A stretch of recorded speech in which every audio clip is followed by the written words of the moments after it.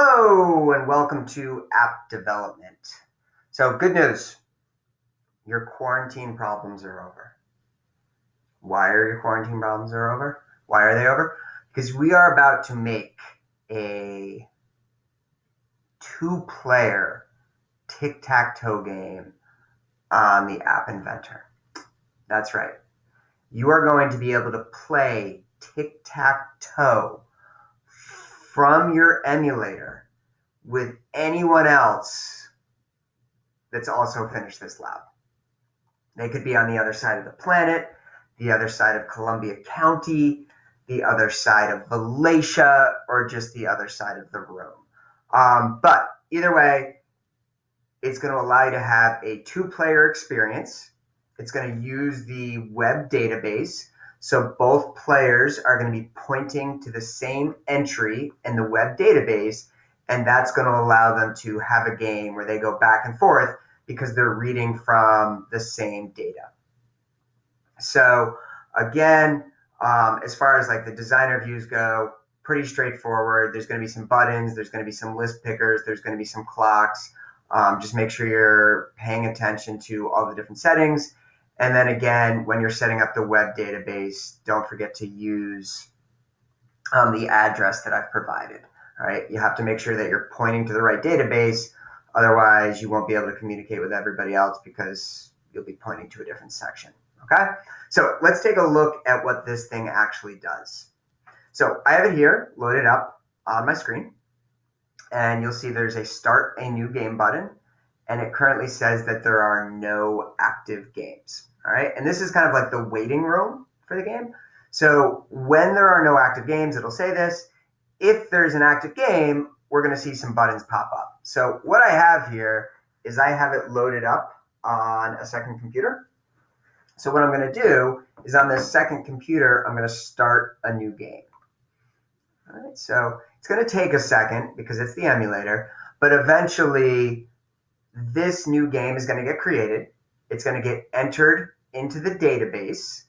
And then once it's inside of the database, this emulator is going to recognize that there's a game there and present me the option of joining it. All right, so again, it'll take a second, but eventually it'll load up.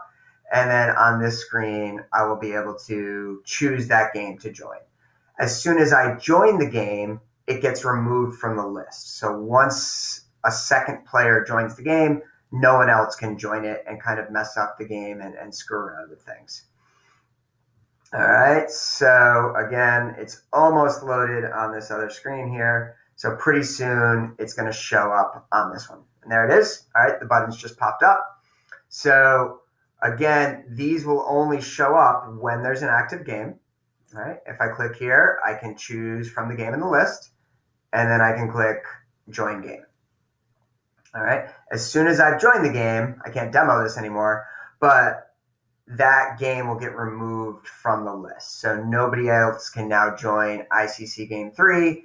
It gets removed from the active list, and it'll just be the two of us that are playing. Now, the emulator is going to pop up some little errors down here. That's just emulator issues. It's things load in like incorrect orders, or like it doesn't always catch up with what it needs to catch up to. So it gives you these errors, but once everything loads, it should be fine. All right. So now the screen is just loaded and it says player 1, it's your turn. So player 1 is the person that's created the game. So what I'm going to do on my laptop is I'm going to choose the center square. And you're going to see that the center square then fills up on this screen with my selection. Now it's player 2's turn. It gives me a little message, and it says that same message on the other screen, so you always know whose turn it is. And I might take this bottom left square. It might be an emulator thing. Let me click on it again. There it goes. There it goes. So now I've got the O there, and it showed up on the laptop. Then maybe X is going to make its second move, and it shows up on my bottom right corner here. And then maybe O is going to make its second move. Oh, bad move by O. And then X is going to take the top left corner. And eventually that's going to end the game. Now, there's actually no code in here to tell somebody when they've won. That's one of the extra kind of additions you can make to it. This just kind of lets you go back and forth. And then it's up to the players to be like, oh, the game is over, so, I can leave. But technically, it would let me keep playing. So if I were to click this box, it's going to load it in and say player 1, it's your turn, and it's going to let the game keep playing. There is an error check on it so that if I click this, it won't actually let me make a move when it's not my turn. Same thing on the other X. So now that X makes it, once it pops up, then it'll actually allow me to make a move again. So again, there is a little error checking in there just to make sure that somebody doesn't try to take 2 moves in a row or something like that. But you go back and forth, and eventually the board fills up and there's nothing left to do. And presumably at that point, the players would leave the game. All right. So that's what you're going to be building. And again, you're going to be interacting with a web database to sort of create this environment. Now, let me bring up the database really quickly. All right. So what we have here is you can see like the different entries for the games. So in my testing here, I've just made a few different games, but here's game 1, here's game 2, here's game 3. And basically the entry keeps track of whose turn it is. So is it player 1 or player 2's turn to make a move? And then it's just keeping track of the board. All right. So it's showing which boxes have X's and O's, which boxes have missing.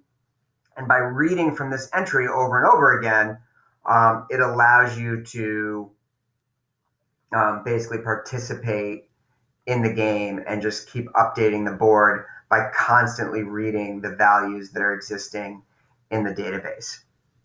All right, this field right here is just a counter.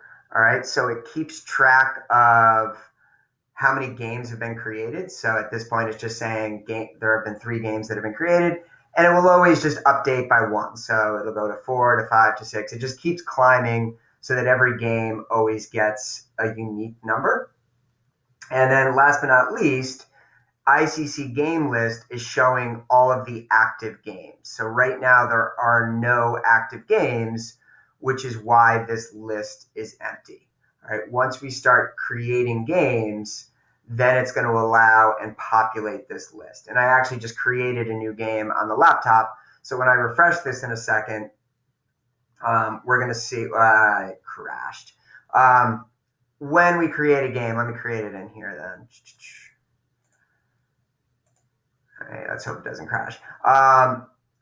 When that game eventually loads, we're going to see that this will fill in and this will go up to 4 to sort of keep the count going to get more and more games as we're working through this. So that's the way the app generally is behaving. Is when we create a new game, it creates an entry in here, and then it creates a separate entry for the game itself.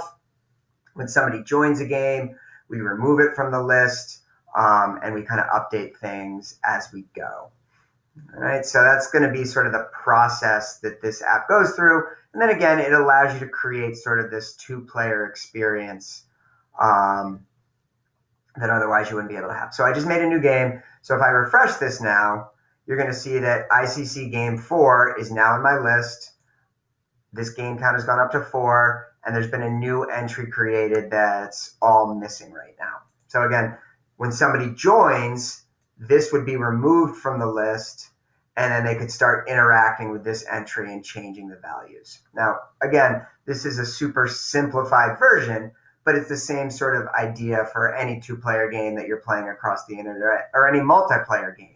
You're sharing information. Everybody has the program installed on their machine, and by sharing the same information, it creates the feeling of being in the game together. All right, so again, this is sort of the next task.